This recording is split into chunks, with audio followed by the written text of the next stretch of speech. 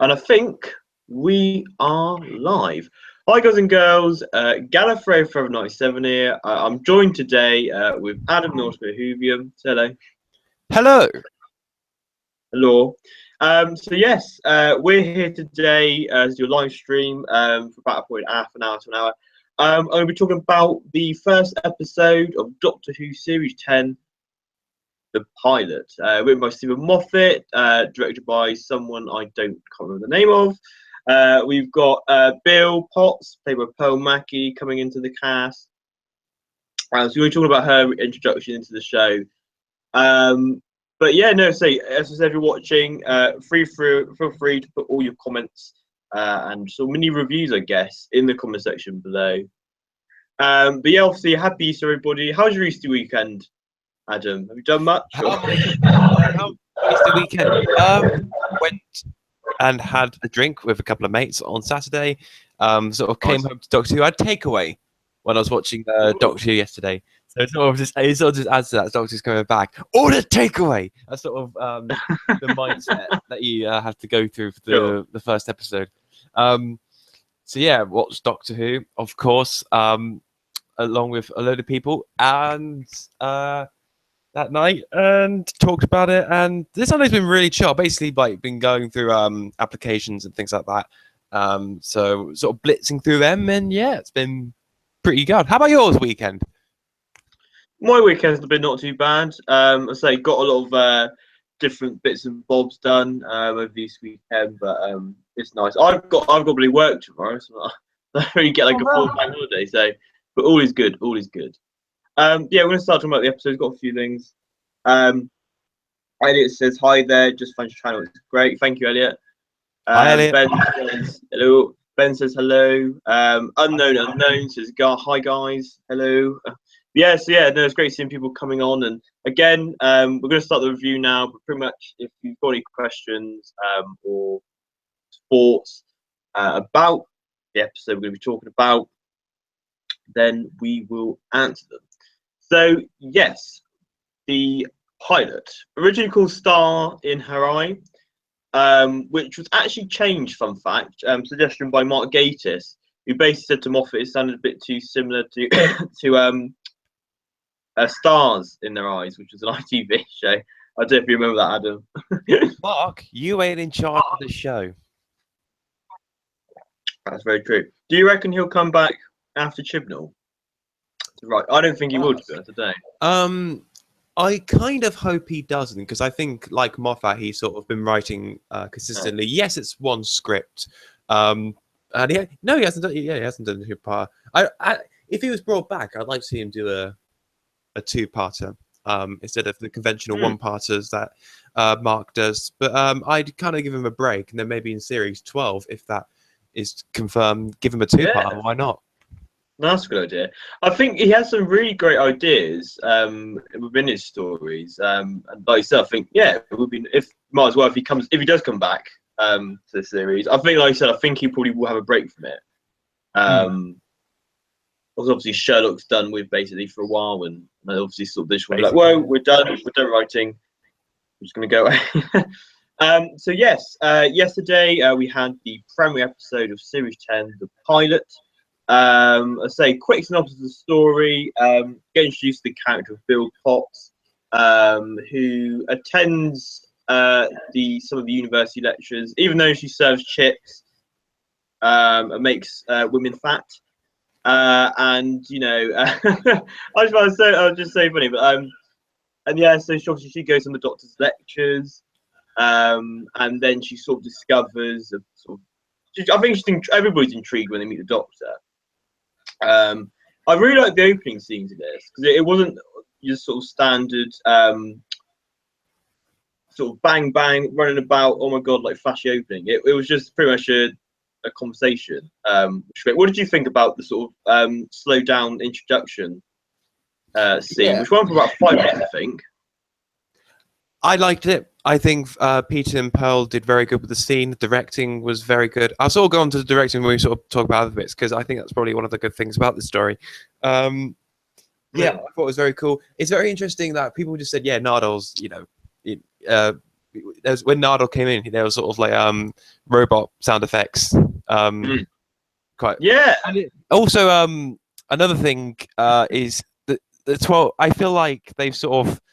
I know they said, oh, we want to sort of refresh the show, but sort of keeping with the 12th Doctor, so he still has the guitar and the shade, sort of in keeping with sort of how that Doctor was before. Whether you liked it or not, is another thing entirely. But it's sort of that at least Stephen Ford will sort of still have him in keeping as his incarnation. We're not going to completely, change him up a bit. He's still his Doctor in a way, which I thought, was I think it'd be a bit weird. I think that was my problem with Last Christmas to the Magician's Apprentice. Like he sort of changed so much. This was kind of like, we're getting to know him in a different way, but still in keeping with sort of elements we had. And I gotta say, there's a good balance between his Series 8 and Series 9 versions. They did that really well. Why they didn't do that in Series 9 and find a good balance is that stupid granddad midlife crisis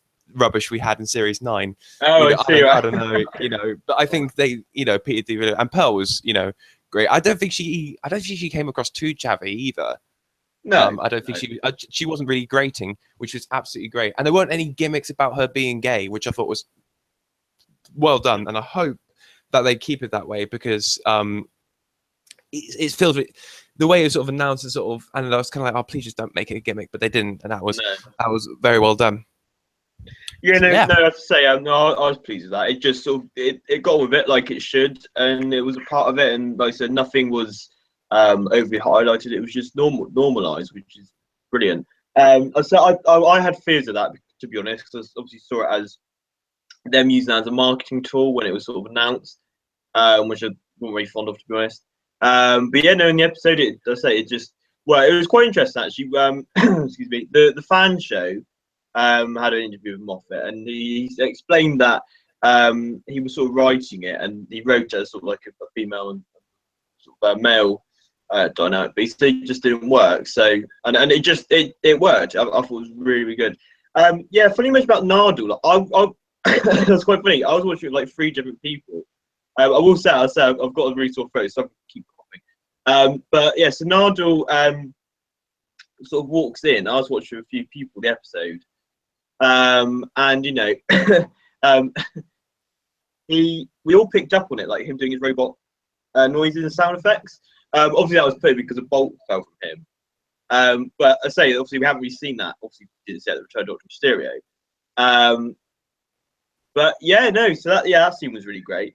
I say obviously as the plot goes on, we obviously get introduced sort of the villain of the episode, which is a puddle.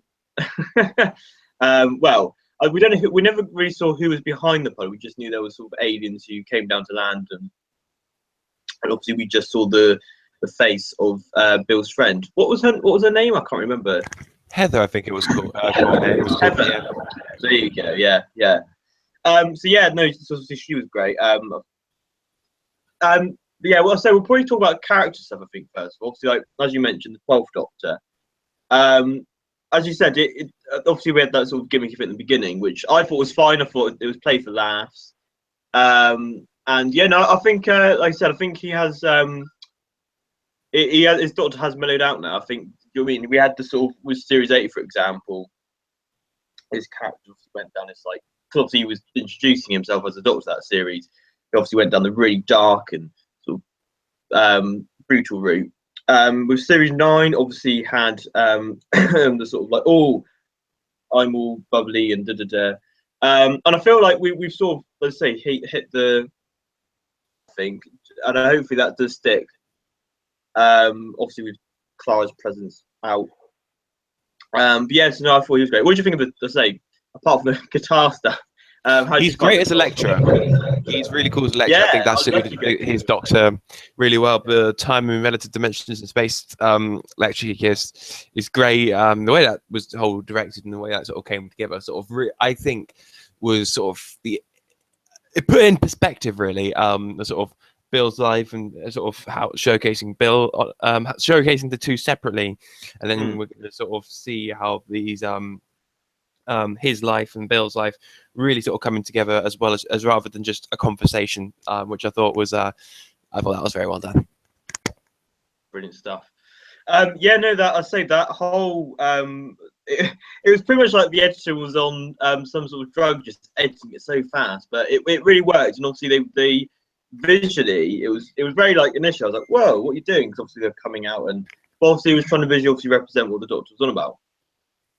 But yeah, no, I love Bill's quote. It was like, when it like it's like he ran like a penguin with his ass on fire. Yeah, basically. Well, we've had arse in the series. We've had bitch in the series. Sorry for any children watching, but it was in the episode, so you know, I think we're fine.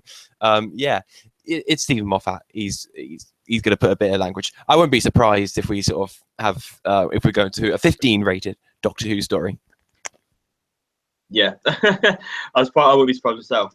Obviously, we've got the introduction of Nardole, or reintroduction. I feel it was a reintroduction because, you know, I think I surprisingly really enjoyed him. Like, it was an aspect of the episode which I just thought worked really, really well. Obviously, he's out of that Christmas environment. Excuse me, and you know, it just I felt it worked. I know, obviously, I know some people absolutely hate him. And I know I was speaking to a few people today actually, sort of saying that obviously want to see his character develop throughout the series. But in this first episode, I think again, like the 12th Doctor, his character has mellowed out, and hopefully, obviously, I presume he's the main protector of the Vault, which we'll talk about in a bit. But yeah, no. So I say with Nardole, I think he's not in the next few episodes. I think he is on a bit of a break to obviously let the Pearl and Doctor do their thing. But yeah, how did you find Nardole in this episode, Adam? Ooh, sometimes I felt he was good, and sometimes I felt I think, because I was saying this on the to other people, that this is his first episode he filmed after the Husbands of River Song. So of course, Return of Doctor Mysterio was filmed halfway in between series 10, wasn't it? Like that, Return of Doctor Mysterio was filmed in September, and this was filmed in like June. So I still felt like technically sort of the episode before, because he sort of had a few episodes to sort of find his feet. He sort of found his feet last episode. It feels kind of weird. You know, chronologically.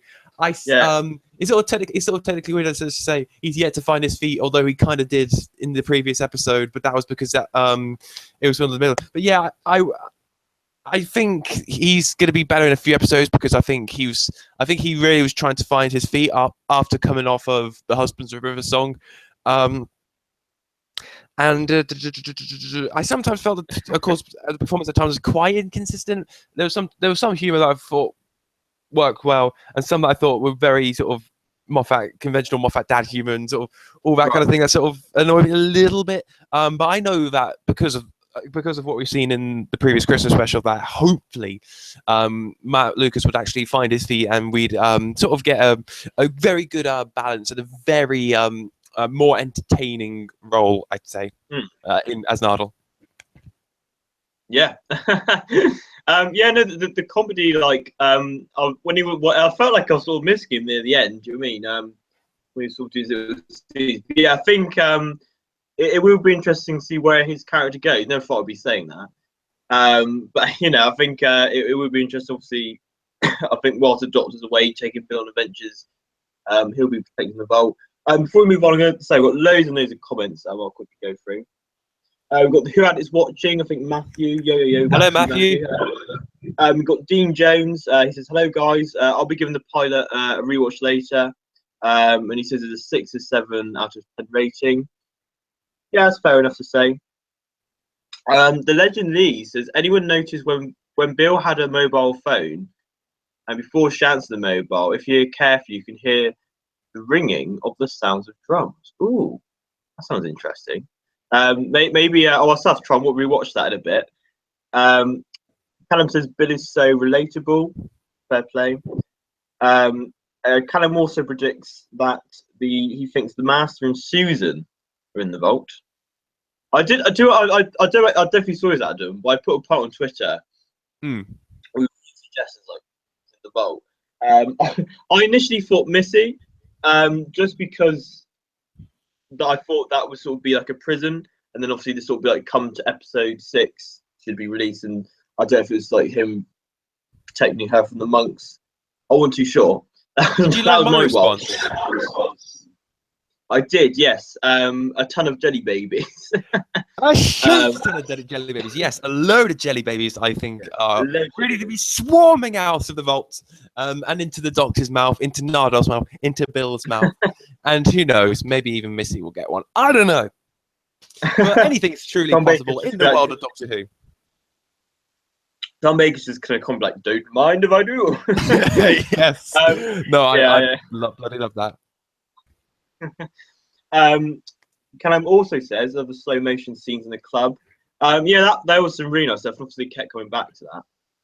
I felt like the direction was very good. I think Lawrence Goff, who directed it, I sort of did because I was doing like the preview the other week, and some of the names sort of stuck in my head.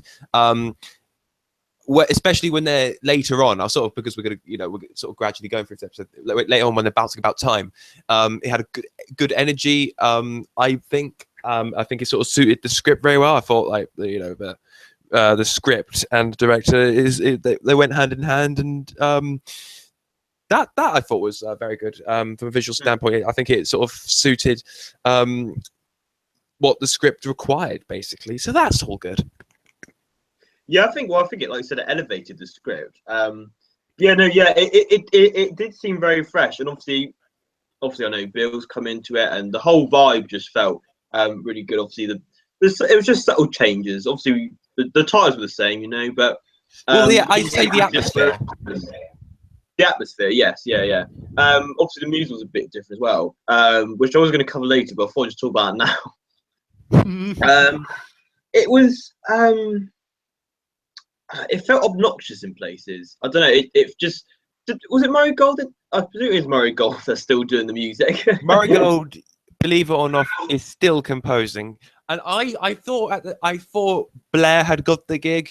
Blair Mowat, who did. Sure. I thought this because he also did the that Time for Heroes music. But I'm just going to say this right now, sort of on that subject.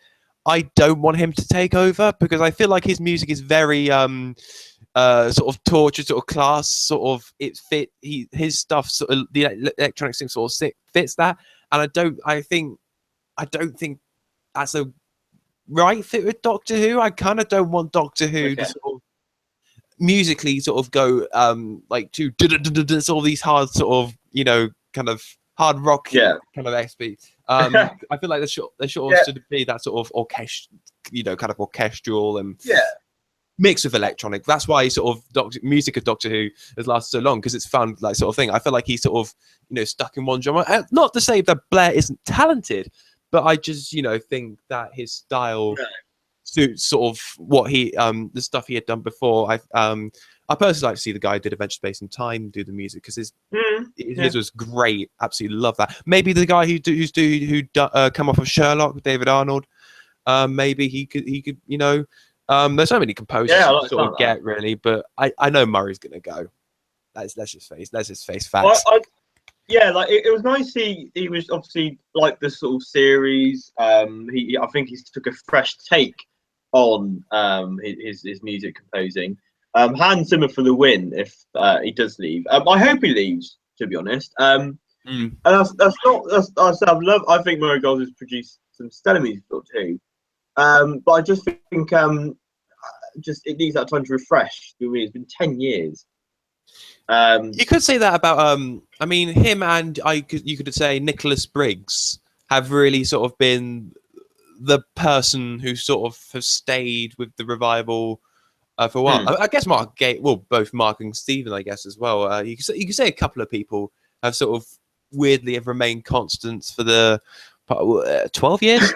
12 years. Or 13 or 14, depending on production. Like when Doctor Who the reboot got green when it said right go make Doctor Who. Yeah, there's been a few constants, but you know, Chibnall's sort of taken over. Yes, he's a familiar face to Who, but the more fresh blood we get, I think the better for the show. Yeah, no, it needs to be taking a new direction. But it's obviously with Moffat pitching the pilot. Excuse me. I think obviously he was trying to say that obviously it was meant to be sort of like a soft reboot, which I think that's more fair to say than sort of like a. There's a lot of, I don't know about you, I've got lots of sort of like Rose vibes. But obviously, I think for pitching this as sort of like you could watch this not knowing Doctor Who at all. I didn't really would. I don't know. I don't think it would I got work. vibes of loads of episodes of Doctor Who when watching this. Name a few. Particularly the character of Heather, because she looks like the Flood from The Waters of Mars. Yeah. Her phrases, the way she talks, is the Midnight Creature from Midnight, and we got the Mavellans, which I felt like their appearance. I felt like felt like parody. It felt like a parody. I know, but they weren't. They're not really a huge talking point, per se. Anyway, it felt. Yeah. I get it. This episode. I know people say it's fresh start, and that's cool. I do. I commented on Matthew, who had Dick's live stream, when they were talking about the episode. And I felt like the fan service was overkill, and I kind of would say I pretty much would. I'd say yeah. I think there was a bit of overkill of fan service, in my opinion. I know people. Yeah, I get, you know, it's a refresh. I see that, but I still feel like, you know, the show's still stuck up, you know, the past as well. So yeah, I've said that many a times. I feel like the show now is very on sort of nostalgia. Yeah, so we're going to get onto the villains and that in a minute. We'll talk about music. Yeah. With a few more comments now. Before the event says, I love how the episode didn't focus on the villains or some big bad thing to come. It focused on Bill and the developing of her character, which is what Clara had somewhat lacking during her time. Yeah, I completely agree with that. Obviously, when Clara came on board, it's more sort of about plot than sort of character. And then when we reached the end of Series 7, it was like, hang on, there is no character to Clara. And obviously, they started to gain that through Series 8 and 9. But yeah, no, I say I quite enjoyed the villains of this episode. Obviously we had that was it. Yeah. Obviously, as Adam says, and Billy said, who watched Byyyyeee with Billy yesterday, the episode. I think he said exactly the same as Adam. It was just like the Flood and also the Midnight sort of monster villain.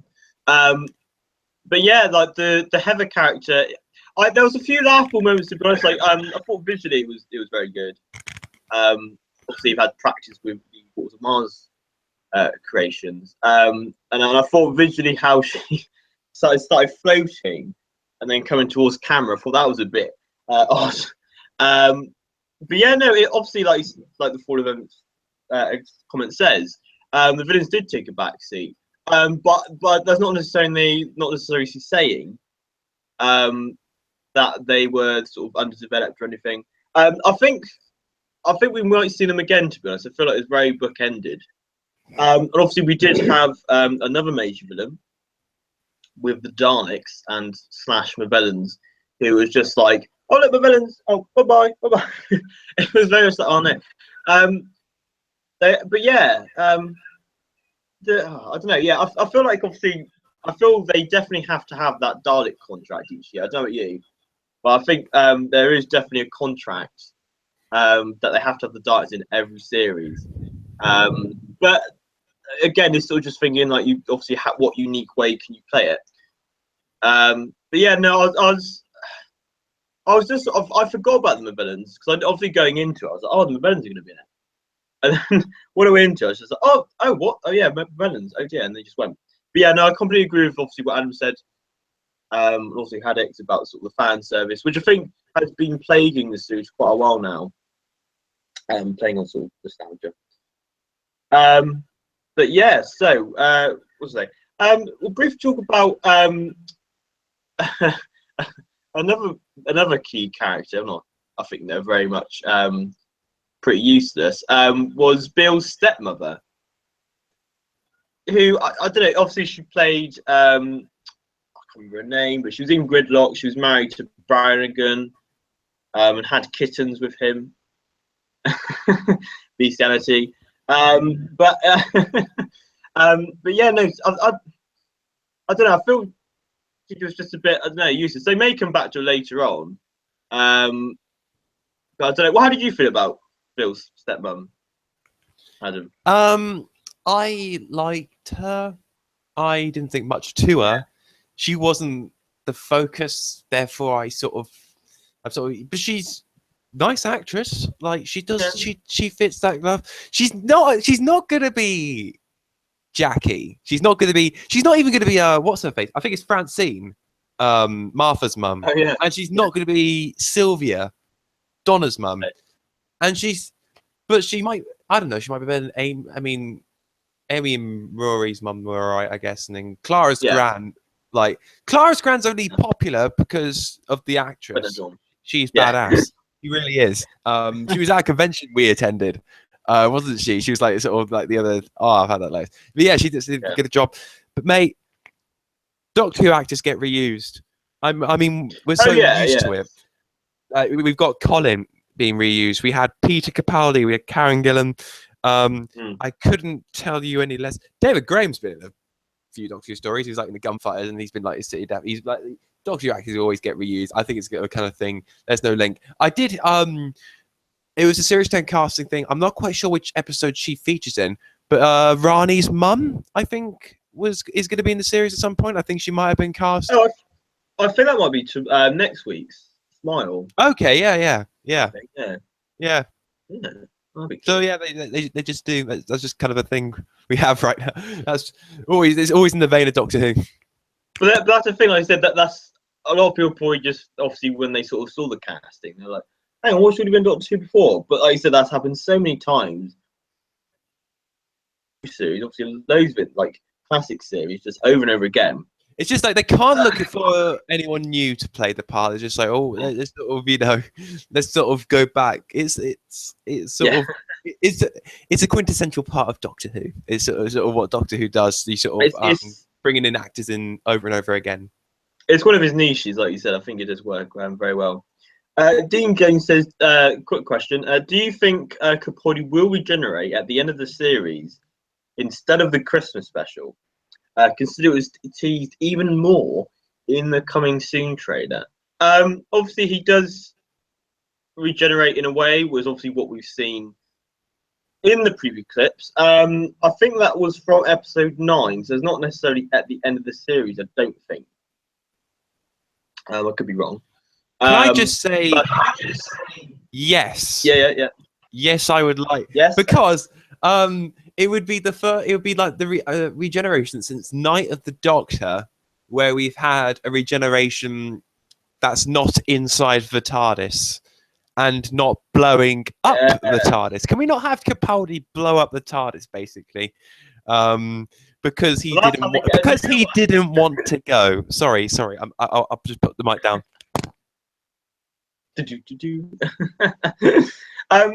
Yeah, no, I think they definitely do something different. That brings us back obviously to another scene which they did differently. Was obviously the Bill getting introduced to the. I thought that was played out really well. And obviously I saw that the BFI meow, saw the BFI clip. But yeah, I was just like, it was just.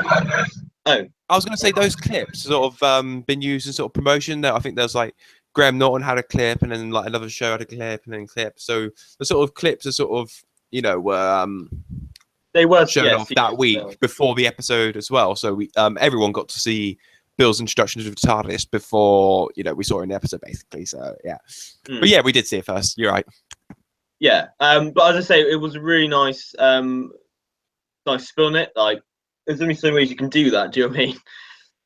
So as the years go on, over 50 years, it was quite funny because in the fan show after show thing he did, again Moffat was just sort of like in the Davison era. They were just like, yeah, fine, and they just sort of walked in, which I think is referring to sort of Adric and Nissa's characters. But yes, I would like to see probably the regeneration. Like they're really teasing it. Obviously, people are really excited for it. Well, I'm I say that's the whole thing with regeneration. So like you got to sacrifice it for regeneration. But yeah, no, I think they definitely do something different. And hopefully we'll get something really, really cool. And hopefully, like I said, it won't be in a TARDIS this time. Oliver Linklater says, "Are you annoyed with the Sun for leaking new Doctor and John Simm?" Damn Sun.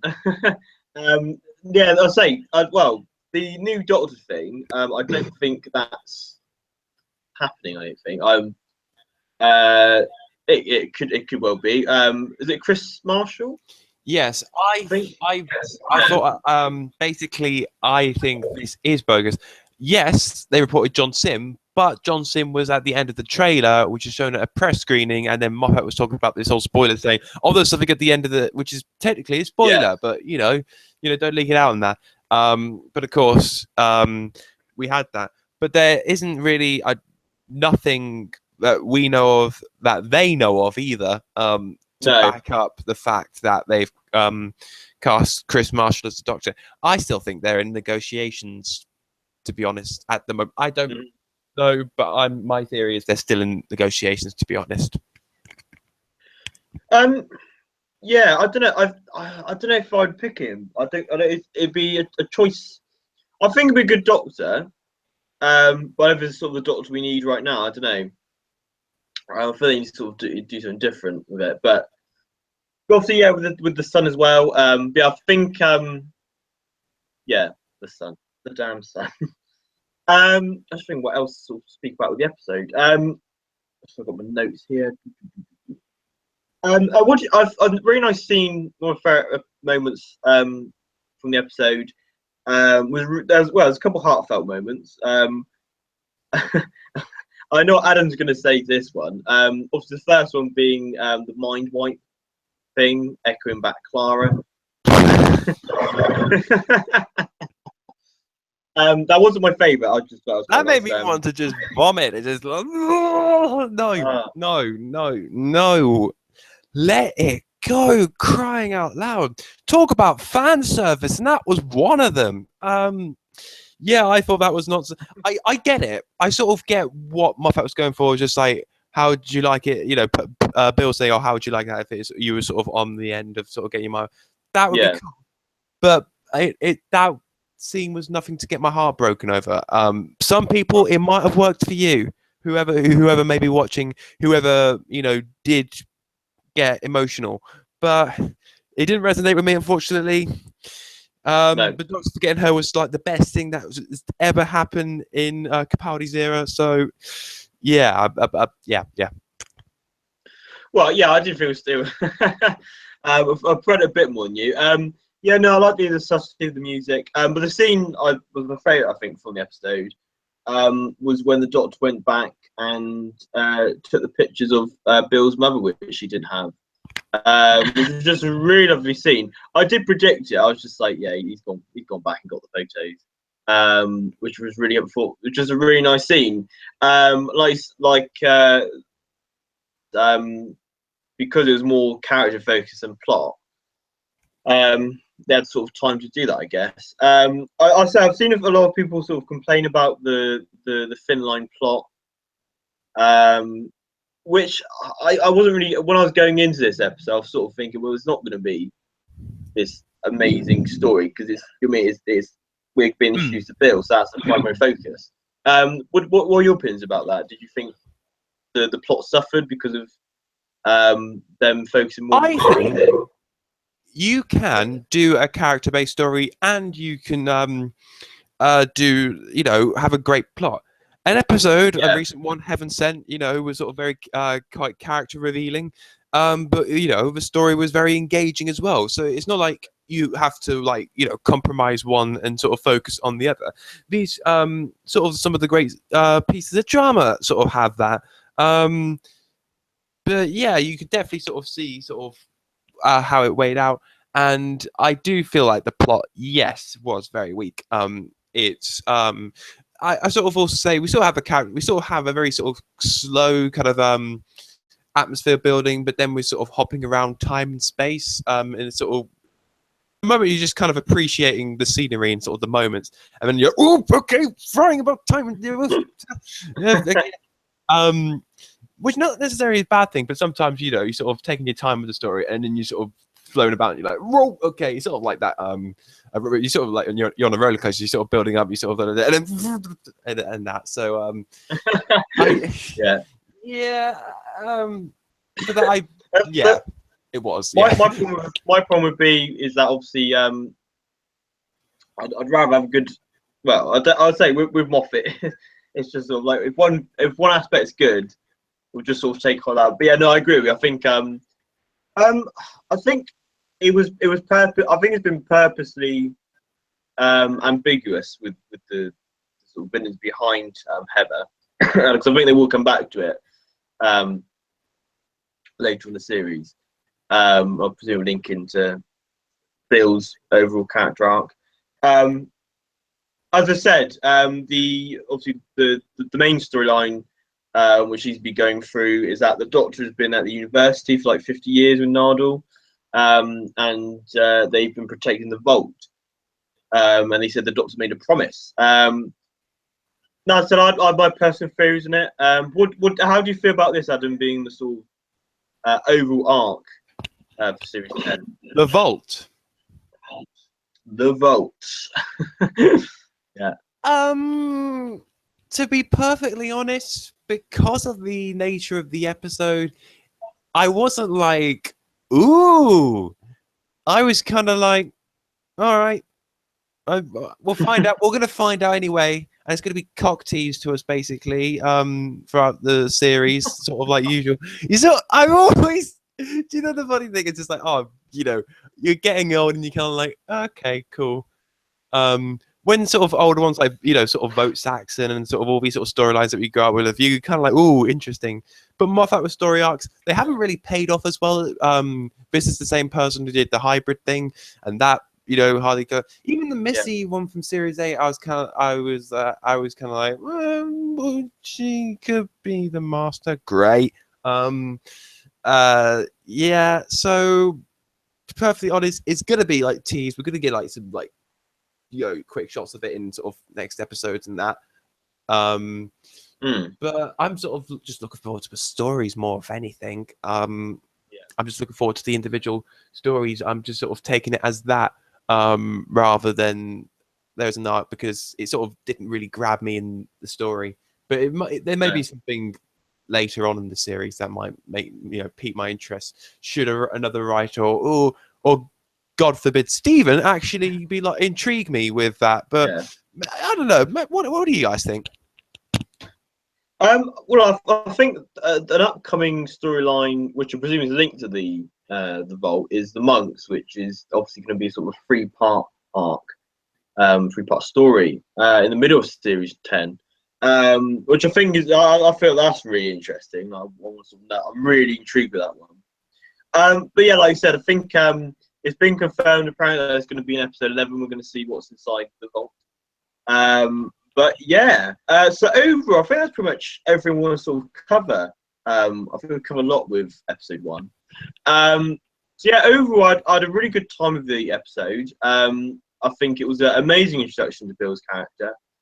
Obviously, being a sort of character-focused story. Again, the plot took a back seat, which I think it did on purpose, to be honest. But again, it would have been nice to have a more sort of like a I don't know, sort of complex plot, because I feel there was bits I was like it was quite predictable in places.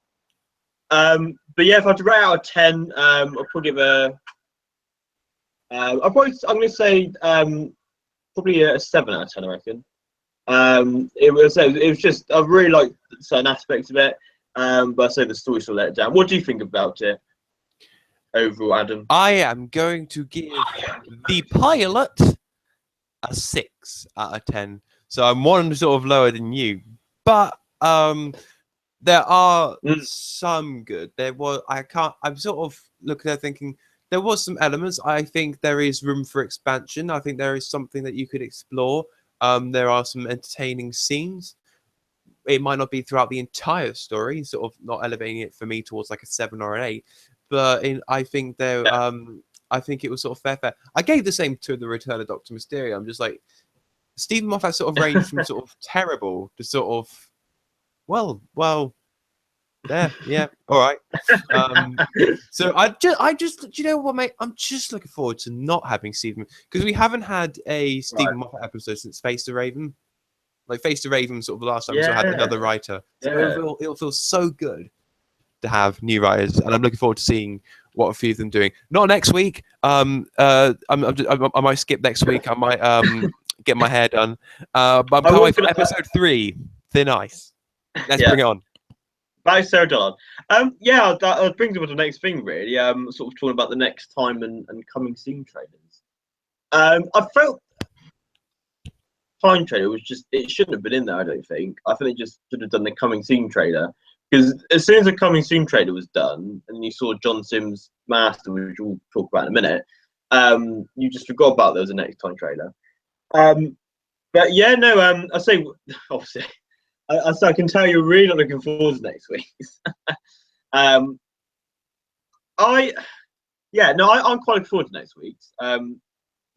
Not in the overall sort of scheme of things, but I think it's an episode which, Doctor Who does, where it sort of takes something and sort of makes a horror twist, and it's sort of like emojis, which we obviously take for granted. But yeah, obviously the big burden is that it's written by Frank Boyce, who, if you don't know, wrote In the Frost of the Night, which wasn't a great episode, about trees and so but hopefully he can redeem himself with this one. I'm really hoping. About the material you've seen of next week's, you're just going to skip it. There's some in the comments saying they're not going to see it next week either. So I don't blame you. Like there's let me put a positive spin on it. I will say, I think someone said this, I can't remember. Now, the fact that they're sort of going to this utopia environment, I thought, okay, it suits the episode well. They're not actually in Spain with their sort of emoji robots, but they did film it in Valencia, I think it was. Yeah, they did. Yeah, there could be some good moves. I think there was the Doctor's. There's a really. I'm gonna go. Actually, I'm gonna go to the Smart Next Time trailer. There's a really cool line that the Doctor said. Is it about going back into danger? Hang on, got it.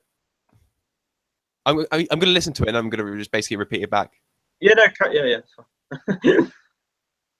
Yeah, I'll reply to a few of your comments in a bit, guys and girls. So we'll sort of wrapped up and ended it up. But quickly, actually, whilst I'm here, I've got a new video coming out tomorrow, which is a teaser trailer. Well, it's a Doctor Who trailer based on the Last Jedi teaser trailer, which was released at the weekend. Which was okay, I think. It did, again. It sort of hit a lot of the same beats as a sort of Force Awakens show. But I've done a Doctor Who spin on it, so that'll be coming out tomorrow evening. What is the line, Adam?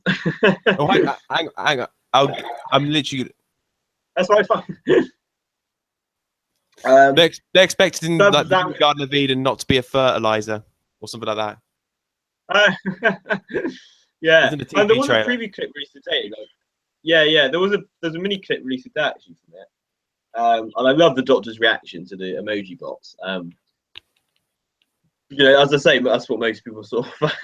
I just think, oh god, this is another phase of humanity. Like, but yeah, no, I think it's gonna be right. Obviously, the coming soon trailer was immense.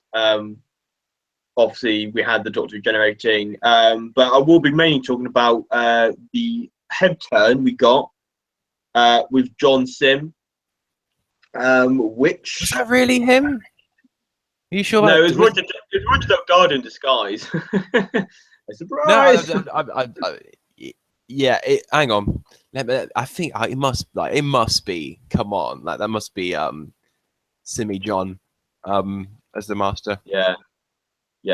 No, I'm really pleased with the look. But I was talking to my friends about this today actually. And we were sort of saying, where does this fit in? Obviously, it obviously can't really fit into the series 3 finale and the end of time, so it's going to have to be after the end of time. But obviously now Gallifrey saved.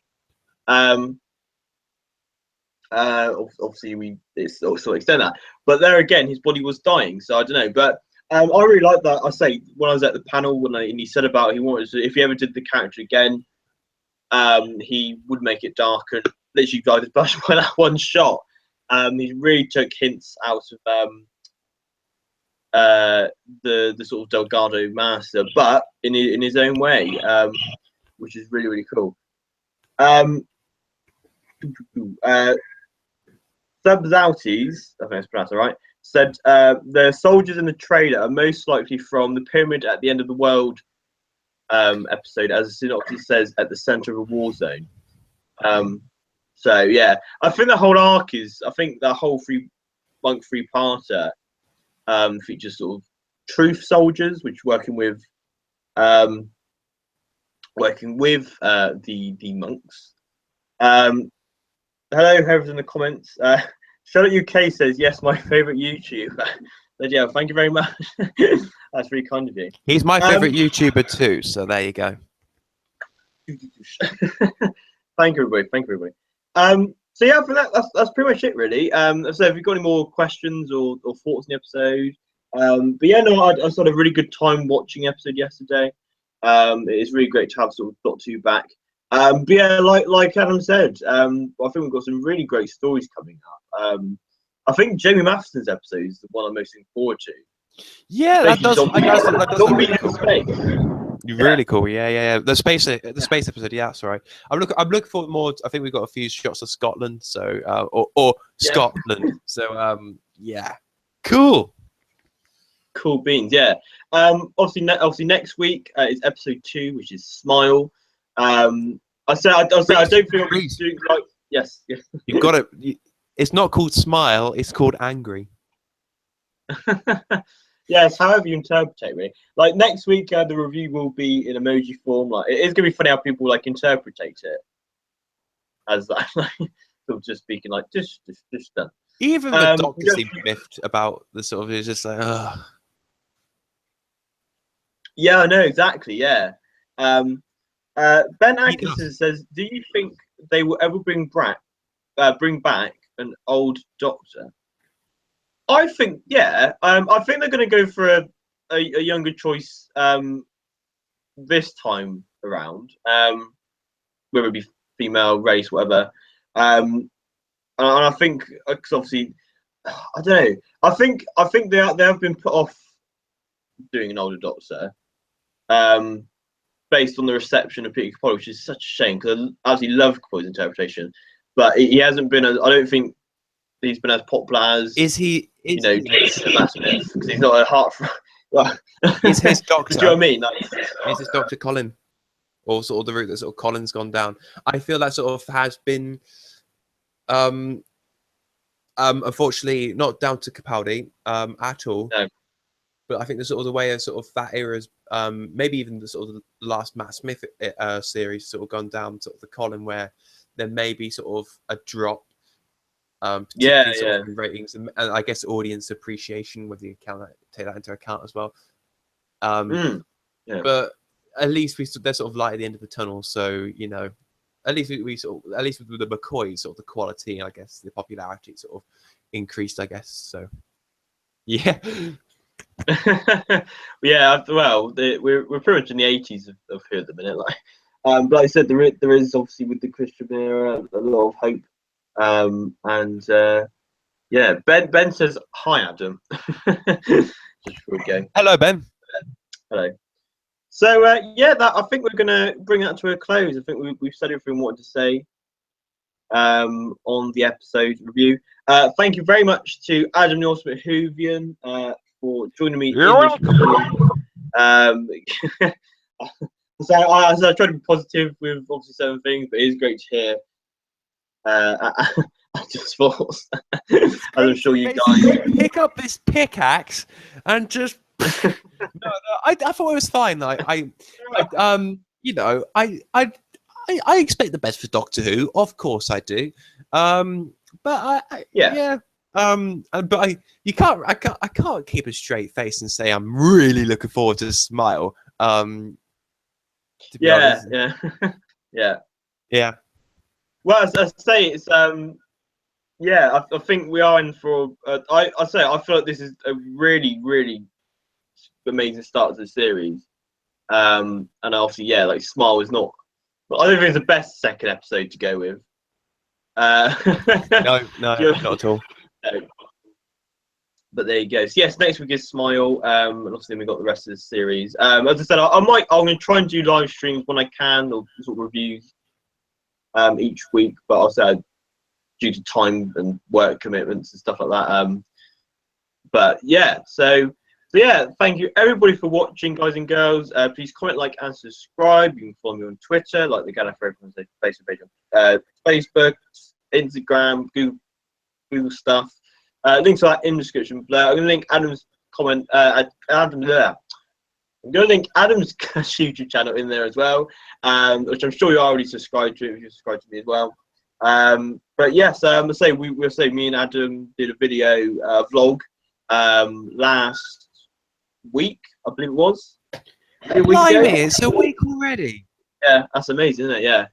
Where we went to London and Adam kindly showed me around the Remembrance of the Dance location.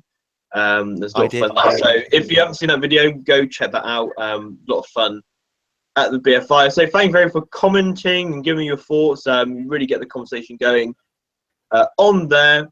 So yeah, that's pretty much it. I say, just a reminder again, got a new video coming out tomorrow. Last Jedi, Doctor Who Jesus Trader Style, which is tomorrow. So go check that out. Go check that out in the future. But yes, Series 10, Doctor Who is back, and here is to a hopefully good series for Moffat. It'd just be really nice for the Moffat era. Like we had Series 5, which I think was the best one. And obviously, that's just been noted. So hopefully, fingers crossed, it will be good to end. Yes, we're in for an amazing 12 weeks, and yeah, cool stuff. So thank you very much for watching, guys and girls. Thanks again to Adam for joining me, and yeah, we'll see you around. Bye bye. Goodbye. Bye bye.